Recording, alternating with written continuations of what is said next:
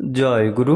ইষ্টপ্রাণ দাদা ও মায়েরা, গত 6 ডিসেম্বর শনিবার সৎসঙ্গ আশ্রম দর্শনে ঠাকুর দর্শন প্রণামে আচার্যদেব দর্শন প্রণামে গিয়েছিলেন দুজন বিশিষ্ট ব্যক্তিবর্গ। জেপি নাড্ডা, জগৎ প্রকাশ নাড্ডা।